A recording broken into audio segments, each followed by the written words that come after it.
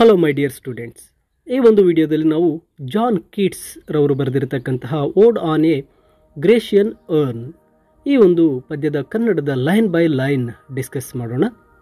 ಇಲ್ಲಿ ಮೊದಲಿಗೆ ಓಡ್ ಅಂದಾಗ ಇದು ಒಂದು ರೀತಿಯ ಹಾಡು, ಭಾವಗೀತೆ ಅಂತ ಹೇಳಬಹುದು. ಇದು ಒಂದು ವಸ್ತು, ವ್ಯಕ್ತಿ, ಒಂದು ಪಕ್ಷಿ, ಒಂದು ಘಟನೆಯನ್ನು ಹೊಗಳತಕ್ಕಂತಹ ಹಾಡಾಗಿರುತ್ತೆ, ಒಂದು ಲಾಂಗ್ ನರೇಟಿವ್ ಪೊಯಮ್ ಅಂತ. ಇನ್ನು ಗ್ರೇಷಿಯನ್ ಅರ್ನ್, ಇಲ್ಲಿ ಗ್ರೇಷಿಯನ್ ಅಂದರೆ ಗ್ರೀಕ್ಗೆ ಸಂಬಂಧಿಸಿರ್ತಕ್ಕಂತಹ, ಗ್ರೀಕ್ನ ಒಂದು ಪ್ರಾಚೀನ ಕಲಾಕೃತಿ ಅದು. ಅರ್ನ್ ಅಂದಾಗ ಒಂದು ಜಾಡಿ ಅಂತ ಕರಿತೀವಿ, ಒಂದು ವಾಸ್ ಅಂತ ಹೇಳಬಹುದು. ಅಂದರೆ ಈ ಒಂದು ಅರ್ನನ್ನು ಸತ್ತವರ ಚಿತಾಭಸ್ಮವನ್ನು ಇಡೋದಕ್ಕೆ ಬಳಸ್ತಾ ಇದ್ದಂತಹ ಒಂದು ಕಲಾಕೃತಿ. ಈ ಒಂದು ಕಲಾಕೃತಿಯನ್ನು ನೋಡಿದಂತಹ ಜಾನ್ ಕೀಟ್ರವರು ಒಂದು ಲಂಡನ್ನ ಮ್ಯೂಸಿಯಮಲ್ಲಿ ಆ ಕಲಾಕೃತಿಯನ್ನು ನೋಡ್ತಾರೆ. ಅದು ತುಂಬ ಸುಂದರವಾಗಿರುತ್ತೆ. ಅದರ ಮೇಲೆ ಮೂಡಿರ್ತಕ್ಕಂತಹ ಒಂದು ಆಕೃತಿಗಳನ್ನು ನೋಡಿ ಅವರು ಈ ಒಂದು ಓಡ್ ಆನ್ ಎ ಗ್ರೇಷಿಯನ್ ಅರ್ನನ್ನು ಬರೆದಿರ್ತಾರೆ. ಈ ಒಂದು ಓಡ್ನ ಒಂದು ಮೇನ್ ಥೀಮನ್ನು ನೋಡಿದಾಗ beauty is truth, truth is beauty, ಸೌಂದರ್ಯವೇ ಸತ್ಯ, ಸತ್ಯವೇ ಸೌಂದರ್ಯ ಅಂತಕ್ಕಂಥದ್ದು ಈ ಕವಿತೆಯ ಮುಖ್ಯ ಸಂದೇಶವಾಗಿರುತ್ತೆ. ಬನ್ನಿ ಲೈನ್ ಬೈ ಲೈನ್ ಕನ್ನಡದ ಒಂದು ಎಕ್ಸ್ಪ್ಲನೇಷನನ್ನು ನೋಡೋಣ. ಮೊದಲ ಸಾಲುಗಳಲ್ಲಿ ಥೌ ಸ್ಟಿಲ್ ಅನ್ರಾವಿಶ್ಡ್ ಬ್ರೈಡ್ ಆಫ್ ಕ್ವೈಟ್ನೆಸ್, ದೋ ಫೋಸ್ಟರ್ child of silence and slow time. ಇಲ್ಲಿ ಮೊದಲನೇ ಸಾಲಲ್ಲಿ ಆ ಒಂದು ಕಲಾಕೃತಿಯನ್ನು ನೋಡಿ, ಕಲಾಕೃತಿಯನ್ನು ಒಂದು ಅನ್ರಾವಿಶ್ಡ್ ಬ್ರೈಡ್ ಅಂದರೆ ಮದುವೆಯ ಹೆಣ್ಣು, ಅನ್ರಾವಿಶ್ಡ್ ಅಂದರೆ ಇನ್ನು ಮದುವೆಯಾಗದ ಒಂದು ಕನ್ಯೆಗೆ ಹೋಲಿಕೆ ಮಾಡ್ತಾ ಇದ್ದಾರೆ. ಅದು ತುಂಬ ಕ್ವೈಟ್ನೆಸ್, ಮೌನವಾಗಿದೆ ಅಂತಕ್ಕಂಥದ್ದನ್ನು ಹೇಳ್ತಾ ಇದ್ದಾರೆ. ಅಂದರೆ ಆ ಒಂದು ಅರ್ನ್, ಆ ಒಂದು ಕಲಾಕೃತಿ ಅಥವಾ ಅದನ್ನು ವಾಸ್ ಅಂತಲೇ ಹೇಳ್ಬೋದು, ಅದರಲ್ಲಿ ಮೂಡಿರ್ತಕ್ಕಂತಹ ಒಂದು ಸೌಂದರ್ಯವನ್ನು ನೋಡಿ ಆ ಒಂದು ಮದುವೆ ಹೆಣ್ಣಿಗೆ ಹೋಲಿಕೆ ಮಾಡ್ತಾ ಇದ್ದಾರೆ. ದೌ ಪೋಸ್ಟರ್ ಚೈಲ್ಡ್ ಅಂದರೆ ದತ್ತು ಮಗು ಅಂತಕ್ಕಂತಹ ಅರ್ಥ ಬರುತ್ತೆ. ನಿಧಾನವಾಗಿ ಬೆಳೆದಂತಹ ದತ್ತು ಮಗು ನೀನು. And silence and slow time ಅಂದಾಗ ಬಹಳ ಹಿಂದಿನ ಕಾಲದಿಂದ ಅದನ್ನು ಮಾಡಿಟ್ಟಿದ್ದಾರೆ, ಯಾವುದೇ ರೀತಿ ಬದಲಾವಣೆಯಾಗಿಲ್ಲ, ಹಾಗೇ ಉಳಿದಿದೆ ಅಂತಕ್ಕಂಥದ್ದು ಅರ್ಥ. ಇಲ್ಲಿ ಕವಿ ಕಲಾಕೃತಿಯನ್ನು ಮದುವೆಯಾಗದ ಕನ್ಯೆ ಅಂತ ಹೇಳ್ತಾ ಇದ್ದಾರೆ. ಹಾಗೆ ಮೌನ ಮತ್ತು ಟೈಮ್ನಿಂದ ಪೋಷಿಸಲ್ಪಟ್ಟ ಒಂದು ದತ್ತು ಮಗುವಿಗೆ ಹೋಲಿಕೆ ಮಾಡ್ತಾ ಇದು ಆ ಕಲಾಕೃತಿ ಶಾಶ್ವತವಾಗಿ ಉಳ್ಕೊಂಡಿದೆ, ಈ ಕಾಲದ ಯಾವುದೇ ಒಂದು ಪ್ರಭಾವಕ್ಕೆ ಅದು ಒಳಗಾಗಿಲ್ಲ, ಚೇಂಜ್ ಆಗಿಲ್ಲ, ಅದು ಮೌನವಾಗಿ ನಿಂತಿದೆ ಅಂತ ಹೇಳ್ತಾರೆ. Sylvan historian who canst thus express a flowery tale more sweetly than our rhyme. ಇಲ್ಲಿ ಆ ಒಂದು ಕಲಾಕೃತಿಯನ್ನು, ಆ ಒಂದು ವಾಸನ್ನು ಏನು ಮಾಡ್ತಾ ಇದ್ದಾರೆ, ಒಬ್ಬ ಇತಿಹಾಸಕಾರನಿಗೆ ಹೋಲಿಕೆ ಮಾಡ್ತಾ ಇದ್ದಾರೆ. ಸೈಲ್ವಾನ್ ಅಂದಾಗ ಕಾಡಿನ ಇತಿಹಾಸಕಾರ, ಆ ಇತಿಹಾಸಕಾರನಿಗೆ ಹೋಲಿಕೆ ಮಾಡಿ ಆತ ಏನು ಮಾಡಿದ್ದಾನೆ, ಆ ಕಾಡಿನ ಕಥೆಗಳನ್ನು ಹೇಳುವಂತೆ ಹೇಳ್ತಾ ಇದ್ದಾನೆ. A flowery tale more sweetly than our rhyme. ಆ ಒಂದು ಕಲಾಕೃತಿಯಲ್ಲಿ ಮೇಲೆ ಇರ್ತಕ್ಕಂತಹ ಕಲೆ ಅಂತಕ್ಕಂಥದ್ದು ಆ ಒಂದು ಫ್ಲವರಿ ಟೇಲ್ ಕಥೆಗಳನ್ನು ಹೇಳ್ತಾ ಇದೆ. ಅದು ಹೇಗಿದೆಯಪ್ಪ ಅಂದರೆ more sweetly than our rhyme, ನಾವು ಬರೀತಕ್ಕಂಥ ಕವಿತೆಗಳಿಗಿಂತ ಇನ್ನೂ ಅದ್ಭುತವಾಗಿದೆ, ಸುಂದರವಾಗಿದೆ ಆ ಕಥೆಗಳು ಅಂತಕ್ಕಂಥದ್ದನ್ನು ಹೇಳ್ತದೆ. ಆ ಕಲಾಕೃತಿಯ ಮೇಲೆ ಇರ್ತಕ್ಕಂಥ ಚಿತ್ರಗಳು ಏನಾಗಿದೆ, ನಾನು ಬರೀತಕ್ಕಂತಹ ಈ ರೈಮ್ಗಿಂತ, ಕವಿತೆಗಳಿಗಿಂತ ತುಂಬ ಸೊಗಸಾಗಿವೆ ಅಂತ ಹೇಳ್ತಾ ಇದೆ. ನಂತರ what leaf fringed legend haunts about thy shape of deities or mortals or of both in Tempe or the dales of Arcady. ನೋಡಿ, ಇಲ್ಲಿ ಆ ಒಂದು ಕಲಾಕೃತಿಯ ವಾಸನೆ ಮೇಲೆ ಎಲೆಗಳನ್ನು ಬಿಡಿಸಲಾಗಿದೆ. ಆ ಎಲೆಗಳು ಆ ಸುತ್ತಲೂ ಇದೆ, ಆ ಆಕೃತಿಯ ಸುತ್ತಲೂ ಇದೆ. ನಂತರ ಅದರ ಮೇಲೆ ಇರ್ತಕ್ಕಂಥದ್ದು ಮನುಷ್ಯರು ಅಥವಾ ದೇವತೆಗಳು ಅಥವಾ ಅವರಿಬ್ಬರೂ ಸಹ ಇದ್ದಾರಾ, ಟೆಂಪೆ ಅಥವಾ ಅಕಾಡಿ ಕಣಿವೆಗಳಲ್ಲಿರ್ತಕ್ಕಂಥ ಸೌಂದರ್ಯ ಅಲ್ಲಿ ಕಾಣ್ತಾ ಇದೆ ಅಂತ ಹೇಳ್ತಾ ಇದ್ದಾರೆ. ಅಂದರೆ ಆ ಕಲಾಕೃತಿ ಆಕಾರದ ಮೇಲೆ ಎಲೆಗಳ ಅಲಂಕಾರವಿದೆ, ಆ ಎಲೆಗಳು ಏನೋ ಹೇಳ್ತಾ ಇದ್ದಾವೆ, ಆ ಕಥೆಗಳನ್ನು ಹೇಳ್ತಾ ಇದೆ. ಆ ಕಥೆಗಳು ದೇವತೆಗಳದ, ಮನುಷ್ಯರದ್ದ, ಅವರಿಬ್ಬರದ್ದು ಇರಬಹುದಾ? ಹಾಗೆ ಅಲ್ಲಿರ್ತಕ್ಕಂಥ ಸೌಂದರ್ಯವು ಗ್ರೀಕ್ನ ಸುಂದರ ಪ್ರದೇಶದ ಹೆಸರುಗಳನ್ನು ಹೇಳ್ತಾ ಇದೆ, ಟೆಂಪೆ ಮತ್ತು ಅಕಾರ್ಡಿ, ಅದಕ್ಕೆ ಸೇರಿರೋದಾ ಅಂತ ಪ್ರಶ್ನೆ ಮಾಡ್ತಾರೆ. What men or gods are these, what maidens loth, what mad pursuit, what struggle to escape, what pipes and timbrels what wild ecstasy. ನೋಡಿ, ಈ ಸಾಲುಗಳಲ್ಲಿ ಆ ಕಲಾಕೃತಿಯ ಮೇಲೆ ಇರ್ತಕ್ಕಂತಹ ಚಿತ್ರಗಳು, ಇವರು ಯಾರು? ಮನುಷ್ಯರು, ದೇವರುಗಳು. ಹಾಗೆ ಅಲ್ಲಿ ಮೇಡನ್ಸ್, ಹುಡುಗಿಯರ ಚಿತ್ರಗಳು ಸಹ ಇದೆ. ಅವರು ತುಂಬ ನಾಚಿಕೆ ಪಟ್ಕೋತಾ ಇದ್ದಾರೆ. ಆ ಚಿತ್ರಗಳು ನಾಚಿಕೆ ಪಟ್ಕೊಳ್ಳೋ ಥರ ಇದೆ. ಮತ್ತು ಅವರನ್ನು ಯಾರೋ ಹಿಂಬಾಲಿಸ್ತಾ ಇದ್ದಾರೆ. ಯಾಕೆ ಹಿಂಬಾಲಿಸ್ತಾ ಇದ್ದಾರೆ? ಮತ್ತು ಅವರು ತಪ್ಪಿಸ್ಕೊಳ್ಳಲು ಒಂದು ಹೋರಾಟ ಮಾಡ್ತಾ ಇದ್ದಾರೆ. ಈ ರೀತಿಯ ಚಿತ್ರಗಳಲ್ಲಿ ಕಾಣ್ತಾ ಇದೆ. ಅವುಗಳು ಏನು ಅಂತಕ್ಕಂಥದ್ದನ್ನು ಕ್ವಶನ್ ಮಾಡ್ತಾ ಇದ್ದಾರೆ. ವಾಟ್ ಪೈಪ್ಸ್ ಆ್ಯಂಡ್ ಟಿಂಬ್ರಲ್ಸ್, ಅಲ್ಲಿ ಕೊಳಲಿನ ಒಂದು ಚಿತ್ರ ಇದೆ, ಚರ್ಮದ ವಾದ್ಯಗಳ ಡ್ರಮ್ಗಳ ಚಿತ್ರ ಇದೆ. ಮತ್ತು ವಾಟ್ ವೈಲ್ಡ್ ಎಕ್ಸ್ಕಟಿಸಿ, ಆ ಒಂದು ಆನಂದವೇನು ಅದರಲ್ಲಿರ್ತಕ್ಕಂಥದ್ದು ಅಂದರೆ ಕಲಾಕೃತಿಯ ಮೇಲೆ ಇರ್ತಕ್ಕಂಥ ಚಿತ್ರಗಳಲ್ಲಿರೋ ವ್ಯಕ್ತಿಗಳು ಯಾರು? ಆ ಯುವತಿಯರು ಯಾಕೆ ನಾಚಿಕೆ ಪಟ್ಕೊಂಡು ಮುಜುಗರ ಪಡ್ತಾ ಇದ್ದಾರೆ? ಅಲ್ಲಿ ನಡೀತಾ ಇರ್ತಕ್ಕಂತಹ ಒಂದು ಪರ್ಸ್ಯೂಟ್, ಒಂದು ಫಾಲೋ ಮಾಡ್ತಾ ಇರ್ತಕ್ಕಂಥದ್ದೇನು? ಅಲ್ಲಿ ಯಾರೋ ತಪ್ಪಿಸ್ಕೊಳ್ಳೋಕೆ ಓಡ್ತಾ ಇದ್ದಾರೆ ಆ ಒಂದು ಹೆಣ್ಮಕ್ಳು. ಆ ಹೋರಾಟ ಏನು? ಆ ವಾದ್ಯಗಳು, ಆ ಸಂತೋಷ ದೃಶ್ಯಗಳು ಏನು ಅನ್ನೋದನ್ನು ಇಲ್ಲಿ ಕ್ವಶನ್ ಮಾಡ್ತಾ ಇದ್ದಾರೆ. ನಂತರ ಜಾನ್ ಕೀಟ್ಸರ್ ಅವರು ಹೇಳ್ತಾರೆ, heard melodies are sweet but those unheard are sweeter, therefore ye soft pipes play on. ಇಲ್ಲಿ ಹರ್ಡ್ ಮೆಲೋಡೀಸ್, ಕೇಳ್ತಕ್ಕಂತಹ ನಾವು ಆ ಒಂದು ಸಂಗೀತಗಳು ಸಿಹಿಯಾಗಿರುತ್ತೆ. ಆದರೆ ಆ ಕೇಳಿಸದ ಸಂಗೀತ ಅದಕ್ಕಿಂತಲೂ ಸಹ ಸಿಹಿಯಾಗಿರುತ್ತೆ ಅಂತ ಹೇಳ್ತಾ ಇದ್ದಾರೆ. ಅದಕ್ಕಾಗಿ ಇಲ್ಲಿ ಆ ಒಂದು ಕೊಳಲನ್ನು ನುಡಿಸ್ತಾ ಇದ್ದಾರೆ. ಆ ಒಂದು ಚಿತ್ರದಲ್ಲಿ ಕೊಳಲನ್ನು ನುಡಿಸ್ತಕ್ಕಂತಹ ಒಂದು ಚಿತ್ರ ಕಾಣ್ತಾ ಇದೆ. ಅಂದರೆ ನಮಗೆ ಕೇಳಿಸ್ಕೊಳ್ತಕ್ಕಂಥ ಸಂಗೀತ ಸಿಹಿಯಾಗಿದ್ದರೆ ಆ ಕಲಾಕೃತಿಯಲ್ಲಿ ಸಂಗೀತ ಕೇಳಿಸ್ತಾ ಇಲ್ಲ. ಆದರೆ ಆ ಚಿತ್ರವನ್ನು ನೋಡಿದಾಗ ಅದು ಇನ್ನೂ ಸಿಹಿಯಾಗಿದೆ, ಇನ್ನೂ ಅದ್ಭುತವಾಗಿದೆ. ಆದ್ದರಿಂದ ಕವಿ ಏನು ಮಾಡ್ತಾರೆ, ಆ ಕೊಳಲನ್ನು ನುಡಿಸೋದಕ್ಕೆ ಹೇಳ್ತಾರೆ. Not to the sensual ear but more endeared pipe to the spirit ditties of no tone. ಇಲ್ಲಿ ಆ ಒಂದು ಮ್ಯೂಸಿಕನ್ನು ಇಂದ್ರಿಯಗಳು ಅಂದರೆ ಕಿವಿಗೆ ಕೇಳೋದಲ್ಲ, ಅವು ನಮ್ಮ ಆತ್ಮಕ್ಕೆ ಒಂದು ಸಂಗೀತ ಹಿತವನ್ನು ಕೊಡುತ್ತೆ ಅಂತ. ಅಂದರೆ ಸಂಗೀತವು ನಾವು ಫಿಸಿಕಲಿ ಕೇಳಿಸ್ಕೊಳ್ಳೋದಲ್ಲ, ಕಿವಿಗೆ ಕೇಳಿಸ್ಕೊಳ್ಳೋದಲ್ಲ, ಆ ಸಂಗೀತ ಆತ್ಮಕ್ಕೆ ಮಾತ್ರವೇ ಒಂದು ರೀತಿಯ ಅನುಭವವನ್ನು ಕೊಡುತ್ತೆ ಅಂತಕ್ಕಂಥದ್ದನ್ನು ಹೇಳ್ತಾರೆ ಈ ಸಾಲುಗಳಲ್ಲಿ. Fair youth beneath the trees thou canst not leave thy song nor ever can those trees be bare. ಇಲ್ಲಿ ಆ ಮರಗಳ ಆ ಒಂದು ಚಿತ್ರದಲ್ಲಿ, ಆ ಒಂದು ವಾಸನ ಚಿತ್ರದಲ್ಲಿ ಒಬ್ಬ ಯುವಕ ಏನು ಮಾಡಿದ್ದಾನೆ, ಮರದ ಕೆಳಗಡೆ ಕುಳಿತುಕೊಂಡಿದ್ದಾನೆ. ಆ ಯುವಕನು ಆ ಮರದ ಕೆಳಗೆ ಕುತ್ಕೊಂಡು ಹಾಡುಗಳನ್ನು ಹಾಡ್ತಾ ಇದ್ದಾನೆ. ಅವನು ಹಾಡುಗಳನ್ನು ನಿಲ್ಲಿಸೋಕ್ಕೆ ಸಾಧ್ಯ ಇಲ್ಲ, ಯಾಕಂದರೆ ಅದು ಚಿತ್ರ ಆಗಿದೆ. ಮತ್ತು ಆ ಚಿತ್ರದಲ್ಲಿರ್ತಕ್ಕಂಥ ಮರ ಯಾವತ್ತೂ ಸಹ ತನ್ನ ಹಸಿರನ್ನು ಕಳ್ಕೊಳ್ಳೋದಿಲ್ಲ. ಯಾಕಂದರೆ ಅಲ್ಲಿ ಆತ ಹಾಡನ್ನು ಹಾಡ್ತಾ ಇದ್ದರೆ ಆ ಮರ ಹಸಿರಾಗಿರುತ್ತೆ ಅಂತ ಹೇಳ್ತಾರೆ. ಅಂದರೆ ಆ ಕಲಾಕೃತಿಯಲ್ಲಿರ್ತಕ್ಕಂಥ ಯುವಕನ ಚಿತ್ರವು ಮರದ ಕೆಳಗೆ ಕುಳಿತುಕೊಂಡು ಆಡ್ತಾ ಇದ್ದಾನೆ. ಆ ಚಿತ್ರ ಪರ್ಮನೆಂಟ್, ಅದು ಯಾವುದೇ ಕಾರಣಕ್ಕೂ ಹೋಗೋದಿಲ್ಲ. ಮತ್ತು ಅವನು ಹಾಡೋದನ್ನು ಸಹ ನಿಲ್ಲಿಸೋದಿಲ್ಲ, ಆ ಚಿತ್ರ ಆಡೋದನ್ನು ಸಹ ನಿಲ್ಲಿಸೋದಿಲ್ಲ. ಆದ್ದರಿಂದ ಮರಗಳು ಸಹ ಯಾವಾಗಲೂ ಹಸಿರಾಗಿ ಇರ್ತವೆ ಅಂತ ಈ ಸಾಲಲ್ಲಿ ಹೇಳ್ತಾರೆ. Bold lover never can't thou kiss, though winning near the goal yet do not grieve. ಈ ಒಂದು ಸಾಲಿನಲ್ಲಿ ಅವರು ಹೇಳಲು ಹೊರಟಿರ್ತಕ್ಕಂಥದ್ದು, ಒಬ್ಬ ಧೈರ್ಯಶಾಲಿ ಪ್ರೇಮಿ ನೀನು ಯಾವತ್ತಿಗೂ ಸಹ ಚುಂಬಿಸಲು ಸಾಧ್ಯವಿಲ್ಲ ಅಂತ. ಅಂದರೆ ಆತ ತನ್ನ ಪ್ರೇಯಸಿಯನ್ನು ಸೇರೋದಕ್ಕೆ ಸಾಧ್ಯ ಇಲ್ಲ, ನೀನು ದುಃಖಿಸಬೇಡ, ಯಾಕಂದರೆ ಅವು ಚಿತ್ರಗಳಾಗ್ಬಿಟ್ಟಿದೆ. ಪ್ರೇಮಿಯು ತನ್ನ ಪ್ರೇಯಸಿಯನ್ನು ಸೇರೋಕ್ಕೆ ಸಾಧ್ಯ ಇಲ್ಲ, ಅಂದರೆ ಚುಂಬಿಸೋದಕ್ಕೆ, ಮುತ್ತು ಕೊಡೋದಕ್ಕೆ ಸಾಧ್ಯ ಇಲ್ಲ, ಏಕೆಂದರೆ ಅದು ಕೇವಲ ಚಿತ್ರಗಳಾಗಿದೆ. ಆದ್ದರಿಂದ ಕವಿ ಹೇಳ್ತಾರೆ, ನೀನು ದುಃಖಿಸಬೇಡ. ನೋಡಿ, ಲಾಸ್ಟಲ್ಲಿ ಹೇಳ್ತಾರೆ, ಡು ನಾಟ್ ಗ್ರೀವ್, ನೀನು ದುಃಖಿಸೋಕ್ಕೆ ಹೋಗಬೇಡ, ನೀನು ಹತ್ರ ಸೇರೋದಕ್ಕೆ ಸಾಧ್ಯ ಇಲ್ಲ ಅಂತಕ್ಕಂಥದ್ದನ್ನು ಹೇಳ್ತಾರೆ. ಯಾಕಂದರೆ ಅವು ಕೇವಲ ಚಿತ್ರಗಳಾಗಿದೆ, ಅವು ಚಿತ್ರಗಳು ತುಂಬ ಅದ್ಭುತವಾಗಿದೆ. She cannot fade though hast not thy bliss for ever wilt thou love and she be fair.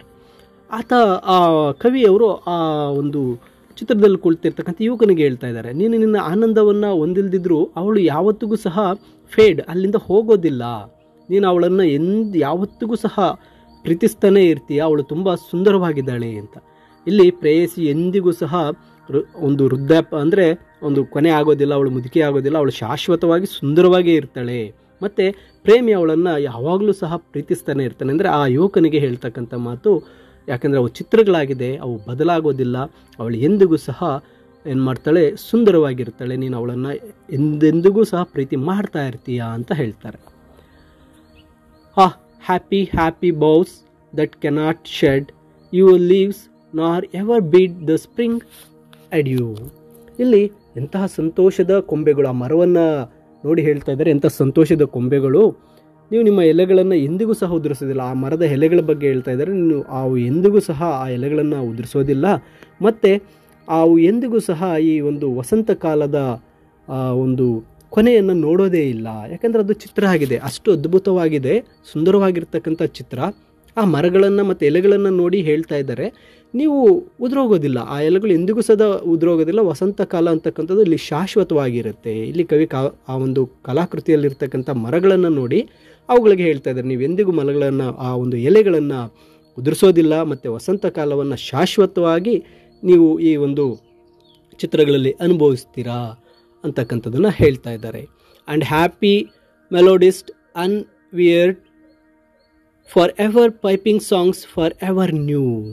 ಮತ್ತು ಅವರು ಹೇಳ್ತಾ ಇದ್ದಾರೆ, ಆ ಒಬ್ಬ ಯುವಕ, ಆ ಒಂದು ಕೊಳನ ನುಡಿಸ್ತಕ್ಕಂತಹ ಯುವಕ ಏನಾಗ್ತಾ ಇದ್ದಾನೆ, ತುಂಬ ಸುಂದರವಾದ ಹಾಡುಗಳನ್ನು ನುಡಿಸ್ತಾನೆ ಇದ್ದಾನೆ.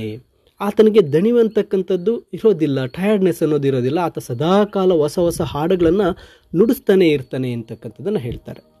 ನಂತರ ಜಾನ್ ಕೀಟ್ಸ್ರವರು ಮುಂದಿನ ಸಾಲುಗಳಲ್ಲಿ more happy love, more happy, happy love, for ever warm and still to be enjoyed, for ever painting and for ever Young.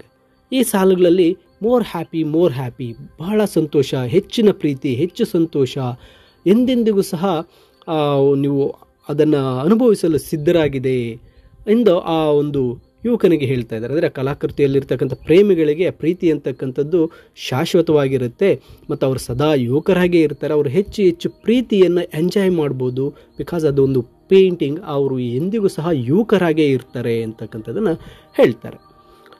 All breathing human passion far above that leaves a heart high sorrowful and cloyed, a burning forehead and a parching tongue. ಇಲ್ಲಿ ಉಸಿರಾಡ್ತಕ್ಕಂತಹ ಎಲ್ಲ ಭಾವನೆಗಳಿಗಿಂತ ಎತ್ತರದಲ್ಲಿ ಆ ಹೃದಯ ಒಂದು ರೀತಿ ದುಃಖದಿಂದ ತುಂಬಿಡುತ್ತೆ. ಈ ಒಂದು ಸಾಲಿನಲ್ಲಿ ಅವರು ಹೇಳ್ತಾ ಇರ್ತಕ್ಕಂಥದ್ದು, ಮಾನವನ ಪ್ರೀತಿಯು ದುಃಖ ಮತ್ತು ನೋವುಗಳನ್ನು ಉಂಟು ಮಾಡುತ್ತೆ, ಆದರೆ ಈ ಒಂದು ಆ ಅರ್ನ್ ಮೇಲೆ ಇರ್ತಕ್ಕಂತಹ, ಆ ವಾಜ್ನ ಮೇಲೆ ಇರ್ತಕ್ಕಂತಹ, ಆ ಕಲಾಕೃತಿಯಲ್ಲಿರ್ತಕ್ಕಂಥ ಚಿತ್ರಗಳಿಗೆ ಇವೆಲ್ಲದಕ್ಕಂತಹ ಮೀರಿದ್ದು, ಆ ಚಿತ್ರಗಳು ಇವೆಲ್ಲವನ್ನು ಸಹ ಮೀರಿಸಿದೆ ಅಂತಕ್ಕಂಥದ್ದನ್ನು ಹೇಳ್ತಾ ಇದ್ದಾರೆ. ನಂತರ who are these coming to the sacrifice to what green altar O mysterious priest, lead thou that heifer lowing at the skies and all her silken flanks with garlands dressed.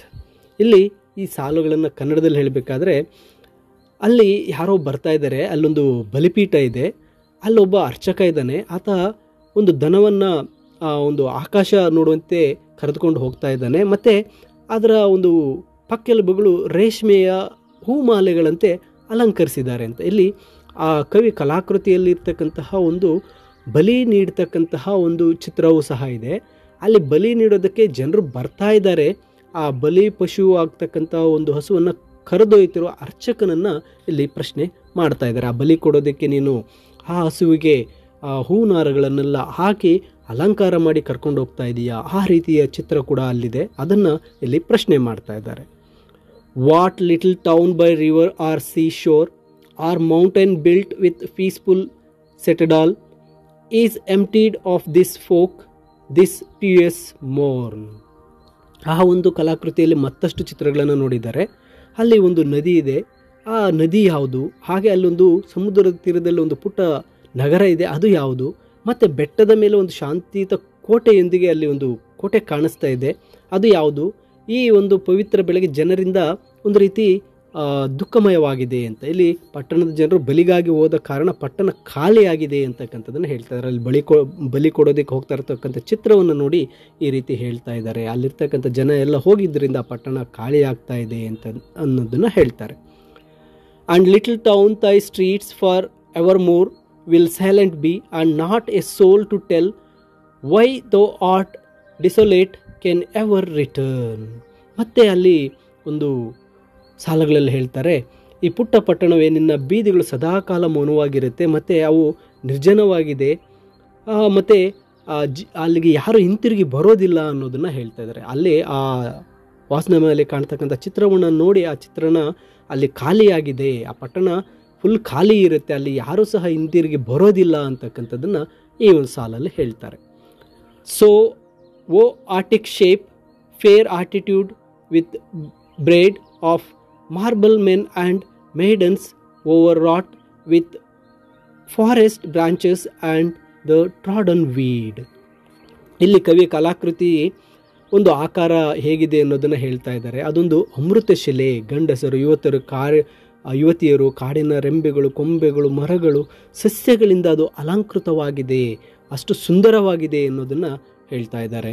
ನಂತರ thou silent form dost tease us out of thought as doth eternity cold pastoral. ಇಲ್ಲಿ ಆ ಕಲಾಕೃತಿಯನ್ನು cold ಪೋಸ್ಟ್ರಲ್ ಅಂತ ಹೇಳ್ತಾ ಇದ್ದಾರೆ. ಅದೊಂದು ಕಲಾಕೃತಿ ಶಾಶ್ವತವಾಗಿ ಇರ್ತಕ್ಕಂತಹ ಕಲಾಕೃತಿ ಅಂತಕ್ಕಂಥದ್ದನ್ನು ಹೇಳ್ತಾ ಇದ್ದಾರೆ. ನೀನು ಮೌನವಾಗಿರ್ತಕ್ಕಂಥ ಕಲಾಕೃತಿ, ನೀನು ಯಾವಾಗಲೂ ಪರ್ಮನೆಂಟ್ ಆಗಿರ್ತೀಯ. ಅದನ್ನು ನೋಡಿದಾಗ ಇದು ನಮಗೆ ಒಂದು ರೀತಿ ಒಂದು ಆಲೋಚನೆ ಬರುತ್ತೆ, ಅದನ್ನು ಒಂದು ಕೋಲ್ಡ್ ಪೋಸ್ಟ್ರಲ್ ಅಂತಕ್ಕಂಥದ್ದನ್ನು ಹೇಳ್ತಾ ಇದ್ದಾರೆ. ನೀನು ಮೌನ ರೂಪ ಶಾಂತತೆ ಮತ್ತು ನಮ್ಮನ್ನು ಒಂದು ರೀತಿ ಆಲೋಚನೆಗೆ ಬರೋ ರೀತಿ ಮಾಡ್ತಾ ಇದೆ, ನೀನೊಂದು ಕೋಲ್ಡ್ ಪೋಸ್ಟಲ್, ಒಂದು ಶೀತಲ ಆಕೃತಿ ಅಂತ ಕರೀತಾ ಇದ್ದಾರೆ. When old age shall this generation waste thou shall remain in midst of other woe than ours a friend to mind to whom thou ಸೇಯೆಸ್ಟ್.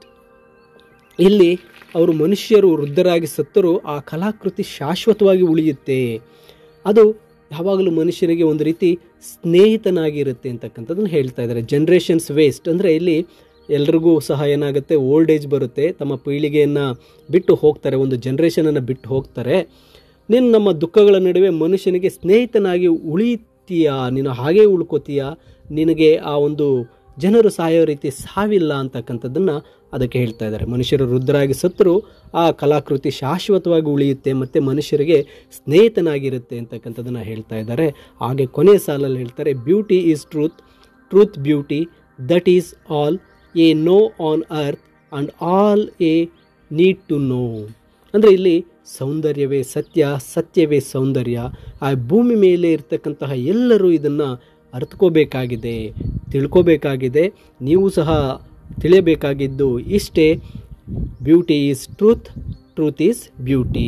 ಆ ಕಲಾಕೃತಿ ಮನುಷ್ಯರಿಗೆ ಒಂದು ಸತ್ಯ ಸೌಂದರ್ಯ ಎರಡು ಒಂದೇ ರೀತಿ ಅಂತ ಹೇಳ್ತಾ ಇದೆ. ಆ ಕಲಾಕೃತಿಯಲ್ಲಿ ಅಷ್ಟು ರೀತಿಯ ಸೌಂದರ್ಯ ಇದೆ, ಅದು ಸತ್ಯ, ಇದನ್ನು ನಾವು ಅರ್ಥಕೋಬೇಕಾಗಿದೆ ಅಂತ ಹೇಳಿ ಈ ಒಂದು ಕೊನೆಯ ಸಾಲಿನಲ್ಲಿ ಹೇಳ್ತಾ ಇದ್ದಾರೆ. ಈ ಒಂದು ಆ ಓಡ್ನ ಮೇನ್ ಥೀಮ್ ಬಂದು ಸೌಂದರ್ಯ ಮತ್ತು ಸತ್ಯ ಅಂತಕ್ಕಂಥದ್ದು ಒಂದೇ ನಾಣ್ಯದ ಎರಡು ಮುಖಗಳಿದ್ದಂತೆ, ಅದನ್ನು ನಾವೆಲ್ಲರೂ ಸಹ ಈ ಭೂಮಿಯ ಮೇಲೆ ಅರ್ಥಕೋಬೇಕಾಗಿದೆ, ತಿಳ್ಕೋಬೇಕಾಗಿದೆ ಅಂತ ಹೇಳಿ ತಿಳಿಸ್ತಾ ಇದ್ದಾರೆ. ಈ ಒಂದು ಓಡ್ನ ಸಮರಿ, ಇಂಗ್ಲೀಷ್ ಸಮರಿ PDF ಈ ವಿಡಿಯೋದ ಡಿಸ್ಕ್ರಿಪ್ಷನಲ್ಲಿ ಲಿಂಕ್ ಮಾಡಿರ್ತೇನೆ, ನೀವು ಡೌನ್ಲೋಡ್ ಮಾಡಿಕೊಳ್ಳಬಹುದು. ಹಾಗೆ ಹೆಚ್ಚಿನ ವಿಡಿಯೋಗಳನ್ನು ನೋಡಲು ತಪ್ಪದೆ ಲರ್ನ್ ಈಸಿಲಿ ಚಾನಲ್ಗೆ ಸಬ್ಸ್ಕ್ರೈಬ್ ಮಾಡಿ ಅಂತ ಹೇಳ್ತಾ ಎಲ್ಲರಿಗೂ ಧನ್ಯವಾದಗಳು.